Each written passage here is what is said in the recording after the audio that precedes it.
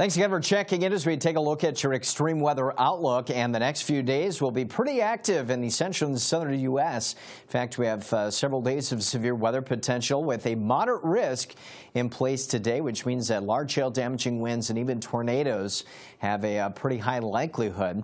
We'll talk about heavy rain and flood concerns, and then definitely turning cooler through mid-month. And yesterday was a pretty active day over the central and southern plains. A lot of hail reports, a couple of tornado reports there in central and southwestern Kansas, and then even out near Amarillo we had some hail reports. So the culprit behind this severe weather is another area of low pressure moving out of the Four Corners region. Out ahead of it, again unsettled. Those blue colors indicate the convective nature to the rainfall that we had yesterday. That activity falling apart a little bit throughout the morning hours. Then we'll have some redevelopment late this afternoon and evening across the central and southern plains. It looks like it'll be out into the Texas Panhandle this afternoon. But look at this heavy rain. This is out over the next 5 days, which will take us through the weekend.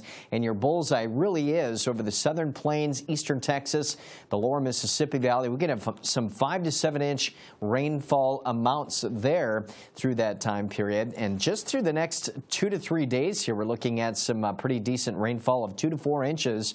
Little Rock up to Wichita. That could cause some flood concerns. We do have a number of flash flood watches in place. But again, today's severe threat is a moderate risk. We haven't had too many days in 2019 with moderate threat areas. Large hail, damaging winds, and again, tornadoes really the primary threat. But the enhanced threat stretches from West Texas all the way to southern Kansas. Tomorrow, another enhanced threat, eastern and central Texas over to the lower Mississippi Valley. And then by Thursday, a slight risk area down into the lower Mississippi Valley. And temperatures out ahead of that storm system are pretty mild now and above average. But look what happens as we get into the middle part of the month.